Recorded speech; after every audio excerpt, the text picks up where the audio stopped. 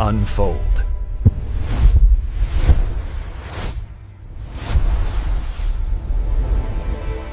안녕하세요. 오늘 저희가 좀 깊이 파고들어 볼 자료는요. 한 청취자분께서 보내주신 심층 보고서입니다. 제목이 혐오의 시대, 대한민국은 왜 노키즈존 공화국이 되었나? 아, 제목부터가 굉장히 강렬하네요. 네, 사실 이 노키즈존이라는 말 이제 너무 익숙하잖아요. 그래서 뭐 다들 안다고 생각하기가 쉬운데요. 그렇죠. 근데 막상 이 보고서를 읽어보니까 이게 그냥 아이를 싫어하는 몇몇 업주들, 뭐 그런 개인의 문제가 전혀 아니더라고요. 맞습니다. 우리 사회에 아주 복잡한 뭐 법이라든지 경제, 문화 이런 것들이 다 얽혀 있는 거대한 구조적 문제였어요. 그래서 오늘 이 노키즈존 표지판 뒤에 숨어있는 진짜 이야기를 한번 파헤쳐 보려고 합니다. 네. 본격적으로 시작하기 전에 이 현상이 가진 아주 기이한 모순점부터 하나 짚고 가야 할 것 같아요. 어떤 걸까요? 뭐냐면 한쪽에서는 지금 합계 출산율이 0.7명대다.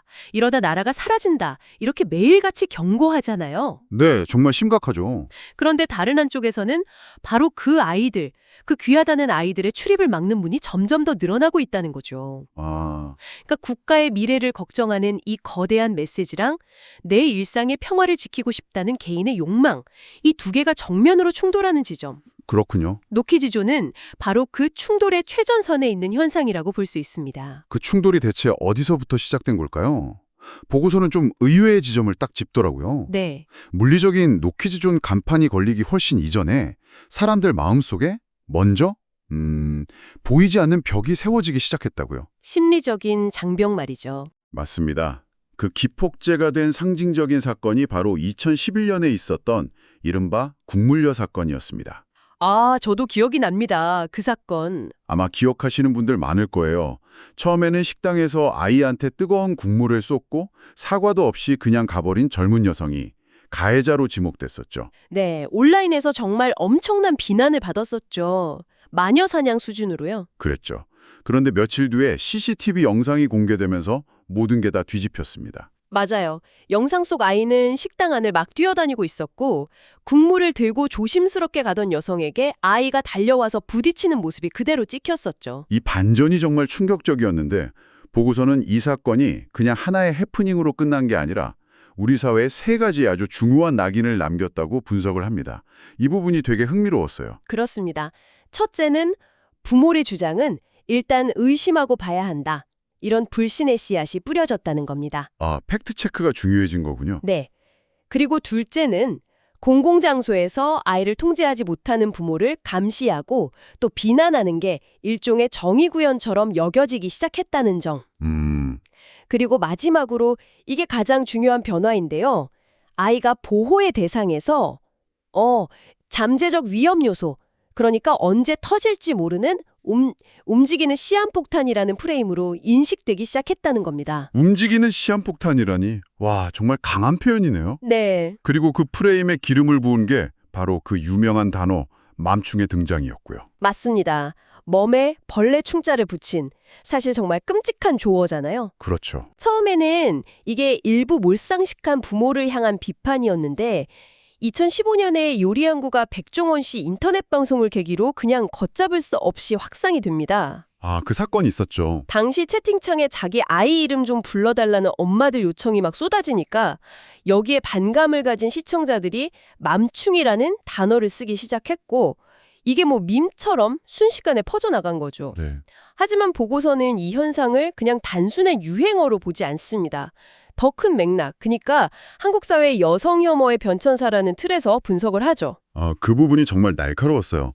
그러니까 2000년대의 된장녀라는 말이 젊은 여성의 소비 행태를 공격했다면 네, 그렇죠. 맘충은 여성의 가장 본질적인 역할이라고 할 수 있는 모성, 그리고 재생산, 그 자체를 공격의 대상으로 삼았다.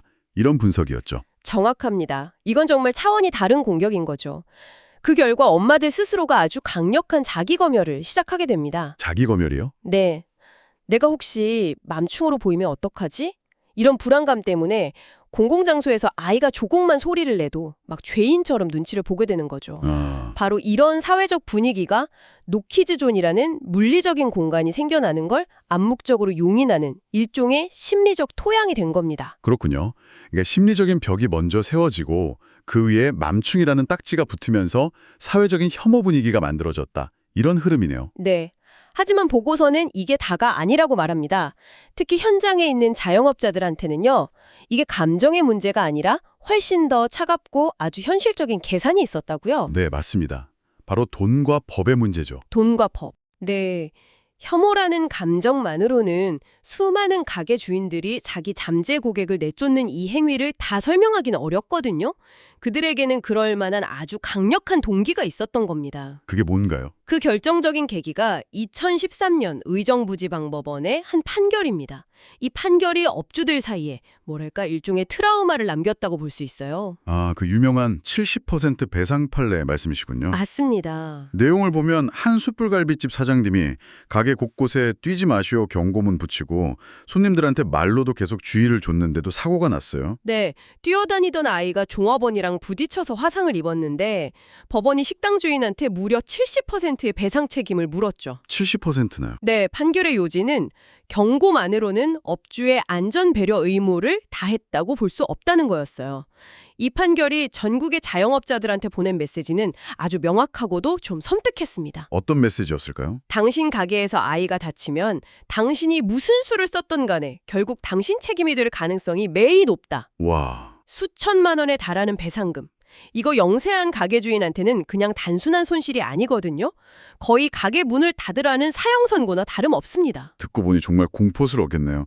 저라도 그런 위험은 감수하고 싶지 않을 것 같아요. 그쵸. 결국 아이 손님 받아서 1, 2만 원 더 버는 것보다 아예 안 받고 수천만 원짜리 잠재적 폭탄을 피하는 게 훨씬 합리적인 경영 판단이다. 이런 결론에 이르게 된 거군요. 바로 그겁니다. 노키즈존은 혐오 이전에 자영업자들 입장에서는 지극히 합리적인 리스크 관리 전략이었던 셈이죠. 리스크 관리. 네, 여기 한국의 독특한 경제 환경, 이른바 카페 공화국 현상이 더해지면서 상황이 더 복잡해집니다.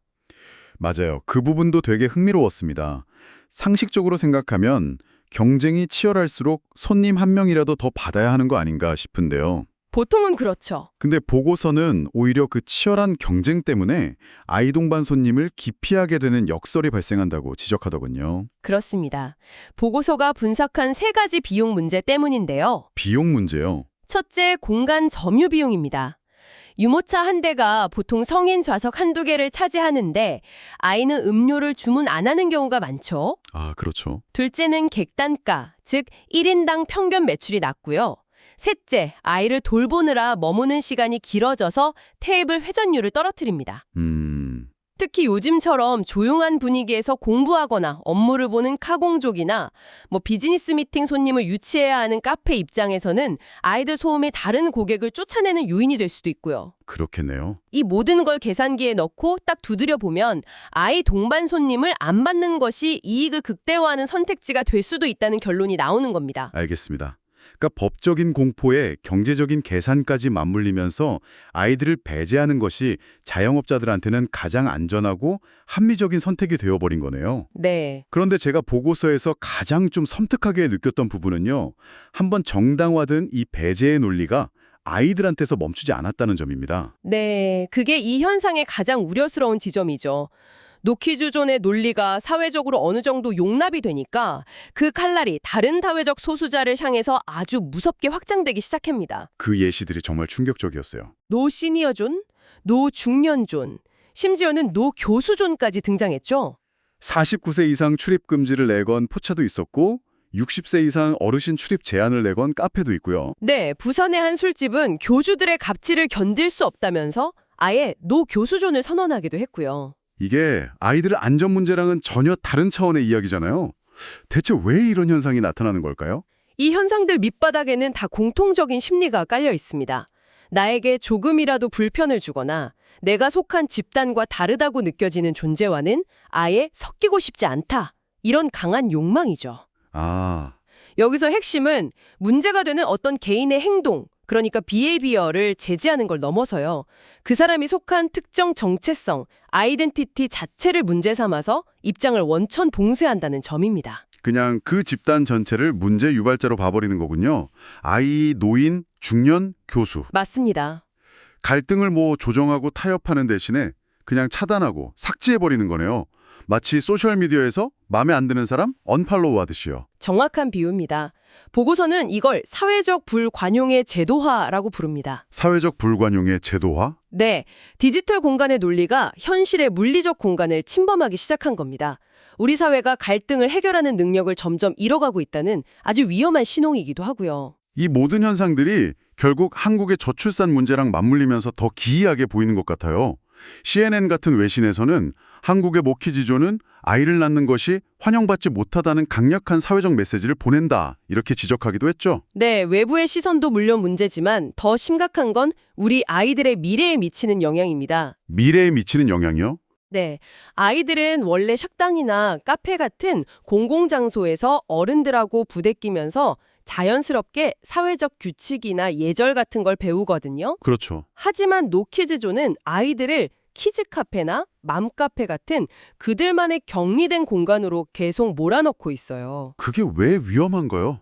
오히려 아이들은 거기서 더 편하게 놀 수 있는 거 아닌가요? 단기적으로는 그렇죠. 하지만 장기적으로는 아주 치명적인 악순환을 만듭니다. 악순환이요? 한번 생각해 보세요. 사회성을 배울 기회를 박탈당한 아이들이 어쩌다 일반 공공장소에 나오게 되면 어떻게 행동해야 할지 몰라서 소란을 피울 확률이 높아지겠죠?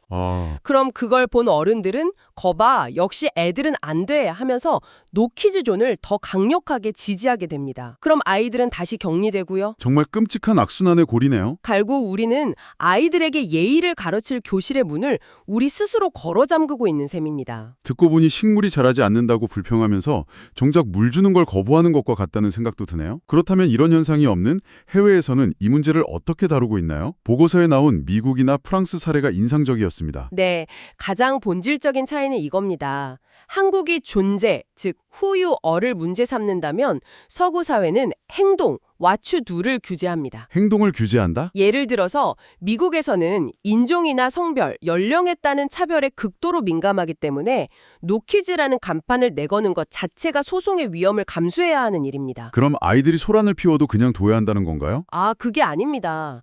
그들은 배제, 즉 밴 대신에 규칙, 룰로 공간을 관리합니다. 규칙으로요? 소란을 피운이란 퇴장 조치합니다. 라는 규칙을 아이뿐만 아니라 술에 취한 어른, 시끄럽게 떠드는 청소년 모두에게 평등하고 엄격하게 적용하는 거죠. 아, 그렇군요. 그러니까 아이라는 이유만으로 출입을 막는 게 아니라 문제가 되는 행동을 한 사람을 내보내는 겁니다. 이 작은 차이가 사회 전체의 분위기는 완전히 다르게 만드는 거죠. 존재가 아닌 행동을 기준으로 삼는다. 정말 중요한 지점이네요.